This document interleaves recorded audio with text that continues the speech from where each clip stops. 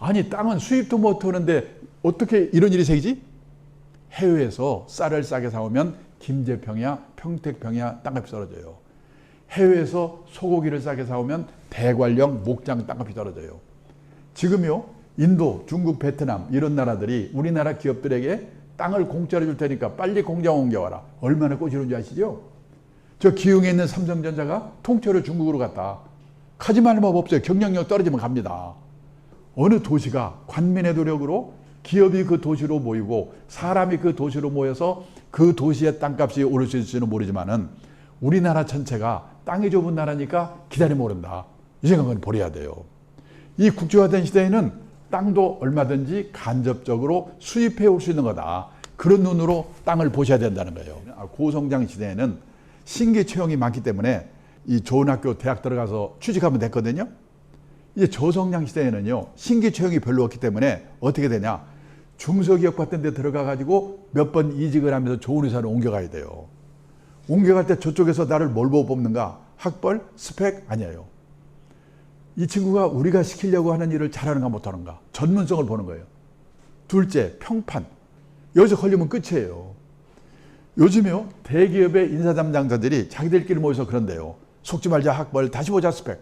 얼마나 속았으면 모르겠어요. 실제로 얼마 전에 저희 업계에서 이런 일이 있었어요. 한 큰 회사가 사내 변호사 한 명을 뽑는데요. 변호사가 50명을 모였어요. 50명이. 넘쳐. 4명을 최종 면접에 올렸는데 서울대, 연대, 고대, 지방대를 뽑았어요. 왜? 변호사도 씩씩하고 적극적이어야 되니까. 그 회사가 그 전에요. 서울의 대원 의고 나와서 서울 법대 나와가지고 변호사 자격 가진 애를 3명 뽑았는데 다 실패했어요. 도련님밖에 없어요. 시험 잘 보는 거 빼고 할 수 있는 게 없어요. 한 친구는 집안으로 나가고 두 친구는 내보냈어요. 그 실패를 했기 때문에 면접 기준이 바뀐 거예요.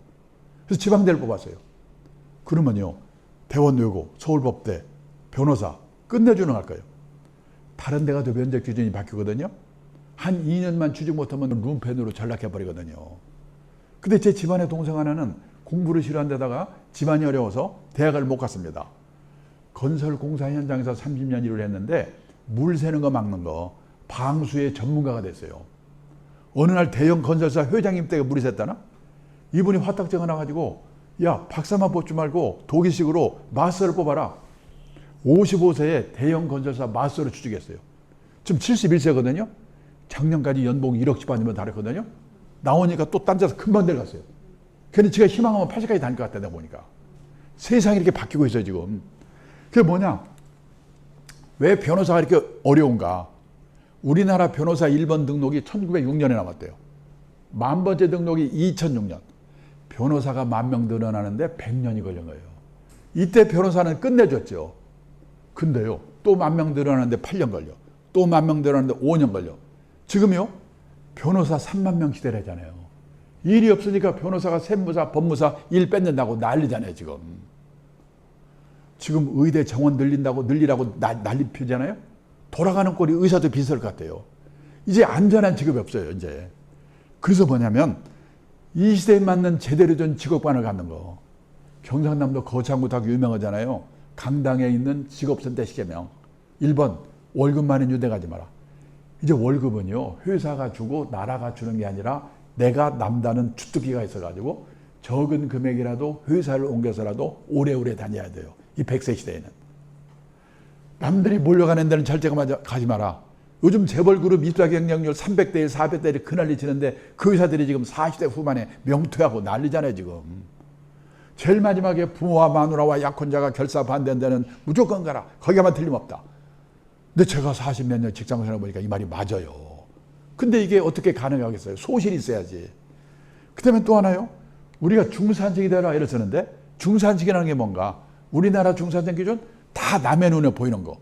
아파트의 평수가 신분의 상징입니다. 근데 지금 미국, 일본 선진국에서는 작은 집 갖기 운동, 스몰 하우스 운동이 벌어지고 있어요. 자동차 2,000cc 이상, 신분의 상징이죠.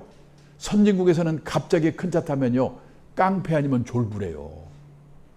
지금 세계에서요, 인구당 대형차 비율이 제일 많은 나라가 우리나라잖아요. 자, 미국의 중산층 기준 보세요. 그 사람이 내면으로 성숙된 사람인가? 이게 기준이거든요. 자신의 주장에 떳떳할 것, 회어 플레이를 할 것, 사회적 약자를 도울 것, 부정과 불법에 저항하는 용기가 있을 것, 그리고 정기적으로 비평전에서도 받아볼 것. 이 기준에 의하면 우리나라의 중산층이 몇 명이나 있겠습니까? 그 직업관에 대해서도 다시 한번 생각해 보셔야 돼요. 그러고요, 그러기 위해서는 남의 눈을 의식하지 말아야 되는데, 제가 좋아하는 성직자분의 글을 하나 읽어드리겠습니다. 인생을 직선에서 살면 만족이 있을 수 없다. 항상 내 앞에 누군가 있기 때문이다. 지금껏 어른들은 자식들을 직선 위에 줄 세워놓고 키웠다. 이제는 D사 시대다. 직선의 시대가 아닌 360도 원의 시대다. 내가 가고자 하는 방향으로 누구든지 얼마든지 갈 수 있다. 직선이 아니기에 항상 선두주자가 될 수 있다. 굳이 선두주자가 아니어도 새로운 가치를 만들며 살 수 있다. 반면 직선의 삶은 좌절감과 박탈감만 있다. 금수저 은수저하는 것도 같은 맥락이다. 그런데 문제는 직선에서 원으로 바꾸는 게 쉽지 않다는 것이다. 남의 눈으로 인생을 살고자 하기 때문이다. 세계에서 남의 눈 때문에 제일 비치는 나라가 우리나라잖아요. 저는 미국에서 살아보지는 않았지만 미국에서 온 사람이 그러더라고요. 거기는 학교를 졸업하더라도 넓은 천지에 흩어지기 때문에 친한 놈 몇 놈 빼고는 누가 어디서 뭐 하는지도 모른대요. 우리는 동창회 향후에 무슨 해 가가지고 그 친구는 뭐 공부도 못하는 게 얼굴만 좀 이뻐가지고 시발 갔다고 뭐 사고 나는 오늘 아침에 밥 먹어 이거 먹었다고 사진 찍어서 올리고, 이렇게 남의 눈 때문에 미치는 나라가 없어요. 사르트르가 그랬대요. 인간은 타인의 눈길에서 지옥을 경험한다. 남의 눈에서 벗어나야 만사가 해결이 되는데 이게 안 되잖아요. 이게 지금 이게. 자, 그리고요, 노후 대비 이제 자산 관리인데, 우리가 경제적으로 자립하지 못하면 평생 누군가에게 얹혀 살 수밖에 없다. 그런데 여기서 말하는 경제적 자립이란 흔히 말하듯 경제적 욕구를 스스로 충족시키는 능력의 배양이나 확립만을 뜻하는 게 아니다. 여기서부터가 중요해요. 진정한 경제적 자립이란 주어진 경제적 상황에 자기 자신을 맞춰 넣는 능력을 기르는 것이다. 이 점을 생각해 보셔야 돼요. 왜냐면요, 지금은 큰 회사도 막 하고 은행 골치 아프잖아요, 요즘요. 이런 세상이기 때문에 좋은 직장에 들어간데도 순간적으로 1, 2년 고생할 수가 있어요. 그럴 때 이런 마음가짐이 없으면 어렵다는 거예요. 이게 대비해가지고. 그 다음에요, 우리가 선진국이라고 하면 노후자금을 몇억 원씩 들고 있는 나라 아닙니다. 세상을 떠날 때까지 최소 생활비 정도를 공적 사적 연금으로 확보하고 있는 나라. 아까 말씀드렸죠? 미국, 일본 다 보세요. 60에서 80%다. 우리나라는 그럴 수 있는 게 학교 선생님 공무원밖에 없으니까 22%밖에 안 되잖아요. 그러면 그동안에 우리나라 노인들은 뭘 먹고 살았을까? 보세요. 1980년도만 해도 자식이 좋아졌잖아요. 우리 뭐든지 화끈해 그냥 그 14% 줄어버렸어요. 얼마 사이에. 몇 년 지나서 이 조사 다시 하면요, 우리나라도 자녀의 도움을 받는다는 비율이 미국처럼 0.7, 일본처럼 1.9, 독일처럼 0.34 이렇게 될 거예요. 선진국 어느 나라도 자식이 부모의 주 생활비를 도와주는 나라가 없거든요. 또 도와주고 싶어도 도와줄 수가 없는 게 뭐냐면 1960년 기준 우리나라 여성 어머니들의 평균 수명이 54세였어요. 2019년 기준 우리나라 여성 어머니들의 평균 수명이 86세예요. 32년 늘어났거든요. 60년대까지만 해도 수명이 짧았기 때문에 노부모 부양기간이 평균 5년이면 끝났어요. 근데 앞으로 100세 시대에는 25년에서 30년. 이제는 노인이 노인을 부양해야 되는 시대예요. 자식도 노인인데 나를 어떻게 도와줍니까? 그래서 다른 거 없어요. 부부가 국민연금도 드셔야 돼요. 가정주부가요, 한 달에 9만 원씩만 30년 가입하면 세상 떠날 때까지 53만 7천 원씩 받거든요. 물가 오르면 늘어나요. 남편 거 갚지만 절대 굶을 염려 없어요. 직장인은 퇴직연금, 요즘은 개인 영업, 1인 영업 다 들 수 있잖아요. 세제 혜택 받으면서. 그걸로 모자라니까 한 달에 10만 원, 20만 원이라도 이 개인연금. 그래서요, 이 3층 연금부터 시작하고 다른 걸 할 생각을 하셔야 된다는 거예요. 나 그거 못한 채로 벌써 퇴직해 버렸는데 이제 어떡하지? 그러면 살고 있는 집, 고향의 땅 과감하게 은행에 맡겨놓고 생활비 받아 쓰다가 갈 때 정산하는 거예요. 주택연금, 농지연금입니다. 어떤 분은 그러시죠. 에이, 그래도 갈 때 자식한테 집안처럼 주고 가야지. 근데 생각해 보세요. 100살에 가면서 자식한테 집 줘봐야 그 자식 70살이거든요. 그 다음에요, 재작년에 여름에 한국은행에서요, 발표한 이 자료를 보신 분이 계십니까? 주요국의 구매력 평가, 물가를 감안한 환율로 계산해서 가구당 순자산을 계산해서 발표했는데 우리나라는요 53만 8천 달러, 약 6억쯤 돼요. 근데요 일본이 48만 6천 달러. 이 두 나라가 선진국이고 우리보다 몇십 년 앞서서 자본 축적을 시작한 나라인데 이 나라보다 우리나라가 부자라니까? 상상이 되십니까? 한국은행 발표인데 거짓말 아니겠죠. 근데 문제는 이 가계자산을 분해를 해봤더니 우리나라는 부동산이 78%, 금융자산이 22%. 근데 미국은 부동산은 28%고 금융자산이 72%예요. 일본도 비슷해요. 그러니까 한마디로 말하면 우리나라는요 재산이 골 부동산인데 부동산 값이 비싸니까 부자처럼 보이는 거예요. 계속 부동산이 오르면 상관없죠. 그러면 나라는 미쳐버리겠지만은 만약 이웃나라 일본 꼴이 나게 되면 내 노후가 어떻게 될까 한 번쯤 생각해 보셔야 돼요. 자, 그런데요 지금 우리나라 남한 땅만 넓이가 얼마인지 아시는 분? 남한 땅만 9만 3천 평방킬로미터예요. 일본 땅이 규슈에서 홋카이도까지 36만 평방킬로미터예요. 그러니까 대충요 우리나라 땅 넓이가 일본 땅 넓이의 4분의 1이에요. 남한 땅만. 근데요 재작년에 남한 땅을 팔은 값 계산해 보았어요. 일본 땅을 팔은 값 몇 분이 몇일까요? 4분의 3이에요. 땅 넓이는 4분의 1인데 땅값의 비중은 4분의 3이란 말이에요. 그러면 평균 맞비교는 어렵지만 일본 땅에 우리나라 땅이 3배 비싸다는 얘기예요. 이게. 근데 그 일본도요 1990년도에는 부동산 비중이 60% 비슷했어요. 이게 지금 30%대로 줄었어요. 근데 그 줄은 이유를 보니까 우리나라도 앞으로 그렇게 될 가능성이 매우 크다. 그러세요? 그럼 왜 그렇게 됐는가? 그렇게 됐을 때 어떡할 건가? 그러면 부동산 비중이 60%였던 거가 30%대로 떨어진 이유가 뭐냐? 첫째, 지난 30년 동안 일본 집값 땅값이 특별한 데 몇 군데 빼고는 계속 떨어졌어요. 둘째, 집 없으면 어때? 빌려 살면 되는 거지? 우리처럼 집에 한이 맺혀 있잖아요. 일본에서는요 보통 사람이 내가 집이 없어. 근데 금융자산이 몇 억 있어. 그러면 냉정하게 생각해 봐요. 내가 은행에서 돈 빌리려면 얼마든지 빌릴 수 있으니까 돈 빌려가지고 집을 살까? 아이고 집사면 하면 수리해야 되고 세금 내야 되고 골치 아프잖아 이거. 그러니까 그냥 집은 빌려 살고 이거 딴 데도 활용할까? 냉정하게 생각하거든요. 근데 우리나라는 지금까지 분위기로 보세요. 내 돈이 하나도 없더라도 은행에서 돈만 빌려준다면 눈 감고 집 사죠. 이 분위기가 그렇잖아요. 근데 1980년대에 제가 일본에서 근무할 때는 일본도 그랬어요.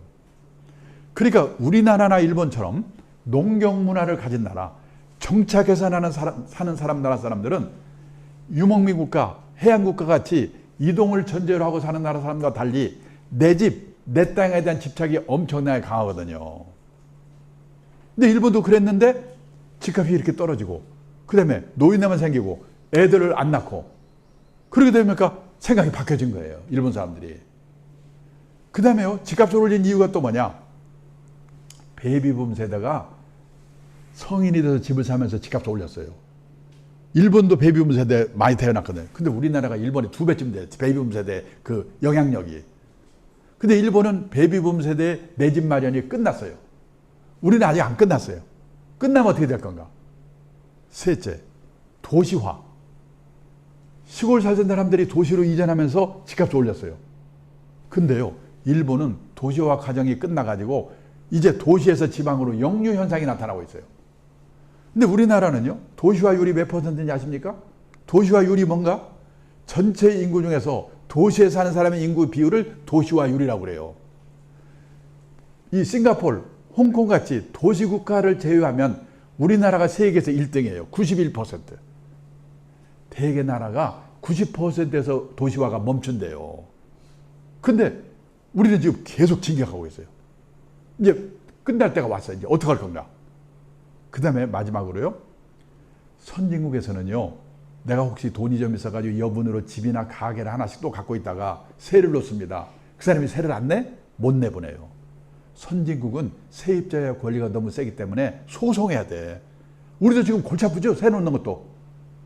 그러니까 보통 사람은 실물로 부동산에 투자하는 게 너무나 복잡하니까 실물로 부동산에 투자하는 게 아니라 리츠, 부동산 펀드, 간접 투자를 하는 거예요. 근데 리츠나 부동산 펀드는 이 금융자산 안에 포함이 돼 있어요. 투자를 안 하는 게 아니야. 간접 투자를 하는 거야. 그래서 이 나라들이 70%예요. 근데 지금요, 알게 모르게 우리나라도 이런 방향으로 가고 있습니다. 근데 제가 어디 가서 이 얘기하면 많은 분들이 저 친구 증권회사에서 온 모양이구나. 주식 사라고 꼬시려고 그러는구나. 그러니까 부동산 안 된다고 그러고 보나마나 막판에 가면 주식 사라고 할 거야. 아니에요. 지금 이 분위기에 제가 함부로 말했다가 제 댓글에 보면요. 안 읽어요. 저는 댓글 읽으면 너 때문에 나 집 못 사서 뭐 했다고 막 올리는 게 심장마비 걸릴 것 같은데 못 읽어요. 지금. 제가 함부로 말할 수가 없어요.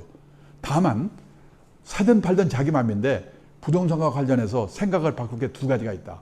그것만은 좀 기억해 두세요. 뭐냐? 첫째, 우리나라는 땅이 좁은 나라다. 좁죠? 그 땅은 해외에서 수입도 못 해오잖아. 그러니까 다소 비싸게 사더라도 기다리고 있으면 언젠가는 올라. 땅에 묻어두는 게 최고야. 이런 생각을 갖고 있습니다. 실제 지금까지 그랬죠. 그런데요, 앞으로 이 국제화된 시대에는 땅도 얼마든지 간접적으로 수입해 올 수 있는 거다. 그런 눈으로 땅을 보시라는 거예요. 그거를 첫 번째로 경험한 나라가 영국입니다. 영국에서는요, 18세기 후반에 땅값이 쫙 오르다가 어느 날 영국 정부가 밀 수입의 자유화, 먹는 밀을 해외에서 3분의 1 값으로 절반 값으로 맘대로 사다 먹어라. 이 말은 밀을 싸게 사온다는 것은 간접적으로 땅을 싸게 사오는 효과가 있다. 이런 인식이 퍼지면서 영국의 땅값이 갔어요. 지금 농산물 우크라이나에서 어쩌고 그러는데 아마 그것 때문에 조금 올릴지는 모르지만 이거 단기로 끝날 거예요. 내가 보기에는. 그 다음에요. 이 일본이 그 경험을 또 끝냈어요. 여기 일본 전국의 상업용지 1980년, 82년 평균을 100으로 볼 때 290까지 올랐는데 문제는요. 이 전이에요. 1970년대에 일본 땅값이 무지막지하게 올랐어요. 근데 일본에 다나카 가쿠에이라고 나중에 로키드 사건으로 총리에서 쫓겨난 사람이 있는데 그 사람이 일본 열도 개조론 이걸 부르짖으면서 일본 땅값을 무지막지하게 올렸어요. 옛날 노무현 정부 때 지방의 행복도시, 혁신도시 땅값 올린 거와 똑같아. 그렇게 오른 데서 또 올라. 이 버블 경기로. 1991년이 일본 땅값이 피크일 텐데요. 얼마나 비쌌는가? 예를 들어서요. 일본 동경 중심가에 가면 왕궁이 있는 구가 있어요. 지오다쿠라고 합니다. 우리 창덕궁, 경복궁 있는 종로구와 같은 구인데 어느 일본 사람이 뭐라고 하냐면 이 지오다쿠 하나만 오늘 시세로 팔면 그 돈으로 카나다 땅을 송두리째 살 수 있대요. 아니 세상에 땅값이 얼마나 비싸면 동경 시내 종로구 같은 구 하나 팔아서 그 돈으로 카나다를 삽니까? 그게 91년 일본 땅값이에요. 그때부터 박살나가지고 102까지 떨어졌어요. 좀 몇 년간 오르는가 했더니 코로나로 관광객 안 온다고 요즘 또 떨어졌다고 신문에 났더라고요. 아니 땅은 수입도 못 하는데 어떻게 이런 일이 생기지? 해외에서 쌀을 싸게 사오면 김제평야, 평택평야 땅값이 떨어져요. 해외에서 소고기를 싸게 사오면 대관령, 목장 땅값이 떨어져요. 지금요 인도, 중국, 베트남 이런 나라들이 우리나라 기업들에게 땅을 공짜로 줄 테니까 빨리 공장 옮겨와라. 얼마나 꼬시는지 아시죠? 저 기흥에 있는 삼성전자가 통째로 중국으로 갔다. 가지 말 법 없어요. 경쟁력 떨어지면 갑니다. 삼성전자의 베트남 공장에는 베트남 현지 직원이 24,000명쯤 있대요. 거기 베트남 고졸 여직원의 월급이 얼마인지 아십니까? 350달러. 한국 삼성전자의 고졸 여직원의 평균 월급이 얼마인지 아십니까? 3,700달러. 10배가 넘어. 언제까지 버티겠어요? 제가 울산에 갈 때마다요. 현대자동차 직원분들한테 그러거든요. 너무 세게 데모해가지고 현대차가 경쟁력이 떨어져서 울산을 떠나버리면 첫째, 직장을 잃죠. 둘째, 막말로 울산에서요. 현대자동차, 현대중공업 떠나보세요. 울산의 땅값, 집값은 폭락하거든요. 그래서요. 어느 도시가 관민의 노력으로 기업이 그 도시로 모이고 사람이 그 도시로 모여서 그 도시의 땅값이 오를 수 있을지는 모르지만은 우리나라 전체가 땅이 좁은 나라니까 기다리면 오른다. 이 생각은 버려야 돼요. 이 국제화된 시대에는 땅도 얼마든지 간접적으로 수입해 올 수 있는 거다. 그런 눈으로 땅을 보셔야 된다는 거예요. 그 다음에 집입니다. 나이가 환갑쯤 되면요, 애들이 결혼해서 나가거든요. 나간 애들이 다시 와서 같이 살 가능성이 있다 없다. 캥거루 빼고는 없어요. 몇 년 전에요, 서울시에서 65세 이상 된 부부들에게 물어봤어요. 두 분 중에 한 분이 돌아가시고 혼자 되시면 자녀들하고 다시 같이 살겠습니까? 50%는 자식들하고 멀지 않은 데서 혼자 살겠다. 30%는 실버타운 같은 노인 전용시로 가겠다. 그러니까 80%가요, 자식들이 안 살아주는 게 아니고 본인들이 불편해서 혼자 살겠다는 거예요. 그러면 애들하고 살다가 애들 다 나가, 둘만 남어. 그 중에 한 사람이 아파. 그걸 부부 간병기라고 그래요. 한 사람 떠나, 혼자 남어. 그 사람도 아파, 떠나. 한 30년 사이에 그런 일이 생기거든요. 그 과정별로 나는 어디서 누구와 어떻게 살 건가 잘 생각해 보셔야 돼요. 우리나라는요, 100살 이상 된 김영석 교수님 같은 분들을 뭐라고 부르죠? 백세인. 우리나라에 백세인이 몇 분이나 계실까요? 제가 재작년에 보니까 18,500명쯤 계신데요. 주민등록상으로는. 그분들은 어디 살고 계실까요? 옛날에 백세인은 시골에 경치 좋고 공기 좋은 진안, 장수 이런 데 사셨거든요. 지금 백세인의 절반은 요양병원에 계시거든요. 안 갈 것 같죠? 저는 각오하고 미리미리 보고 있습니다. 근데 우리나라 사모님들은 반대예요. 오히려 딸이 시집갈 때쯤 되면 큰 집으로 사가려고 그래요. 그럼 사돈네 폼돈하고. 옛날에는 재테크가 됐죠. 근데 지금 골치 아프잖아요. 큰 집이. 우리나라 인구가 5,200만, 가구 수가 2,100만 가구인데 그 중에서 혼자만 사는 가구, 둘만 사는 가구 비율이요, 여기 1980년도만 해도 15%밖에 안 됐어요. 그게 2020년에는 60%, 이게 2045년에 되면 71% 늘어난대요. 일본은 벌써 오래전에 60% 넘었어요. 우리나라도 일본도 대부분의 집이 혼자 아니면 둘이 사는 세상에 오고 있는데, 아직도 서울에서는 재개발했다면 몇 평 늘어나지? 조심해야 돼요. 그 다음에 요즘은요, 지방에도 고층 아파트가 많이 생기는데 젊을 때는 상관없어요. 나이 들어서는 고층 아파트도 조심하셔야 돼요. 우리나라 사람들은 유난히도 돈 많은 사람 하늘로 가고 돈 없으면 땅 밑으로 가는데 너무 하늘 좋아할 게 아니에요. 벌써 몇 년 된 얘기인데 일본에서 난리가 났습니다. 오하라 레이코라고, 이 우리말하면 이영애 정도 되는 국민 탤런트가 죽었는데요. 사흘 만에 발견됐어요. 고독사. 일본이 벌컥 뒤집혔어요. 어느 도의 뉴타운 단지 하나를 조사해 봤더니 과거 3년 동안에 고독사한 사람이 25명. 그 사람들이 죽어서 발견될 때까지 시간이 얼마나 걸렸냐? 평균 21.3일이 걸렸대요. 우리도 발표를 안 해서 그렇지 비슷할 거예요. 왜 이런 일이 생기는가? 사람이 들락날락하는데 살지 않기 때문에 그래요. 자식들도 안 살죠? 그러면 이웃집만한 복지절이 없거든요. 근데 30 평, 40평에서 혼자 아니면 둘이 살고 있어 보세요. 누가 찾아옵니까? 제가 3년 전에 일본의 전문가를 데리고 강남의 고층 아파트 지나가면서 그랬거든요. 저게 한국에서 최고 비싼 아파트라고. 이 친구 이렇게 보더니, 야, 10년, 20년 지나면 한국도 초고령 사회 될 텐데 그때 가면 저 아파트 어떻게 될까? 그러고 가더라니까. 얼마 전에는요, 빅데이터를 통해서 본 일본 부동산 시장의 전망, 이런 자료를 읽었는데 거기에 이런 말이 나와요. 일본의 노후화된 아파트들이 재건축을 못해가지고 슬럼화돼 가고 있다는 거예요. 아파트를 뭐라고 부르냐면 구분 소유 주택이라고 부르는데, 구분 소유 주택을 재건축하려면 주민의 80%가 찬성해야 된대요. 우리도 그런 게 있죠. 근데 노인들이 귀찮아. 또 재건축에 성공하려면요, 두 가지 조건이 충족돼야 돼요. 첫째, 위치가 좋아야 돼. 둘째, 저층해야 돼. 고층으로 만들면서 비용을 빼야 되니까. 근데 위치가 별 볼 일 없거나 위치는 좋은데 이미 고층이거나 그러면 안 되는 거야.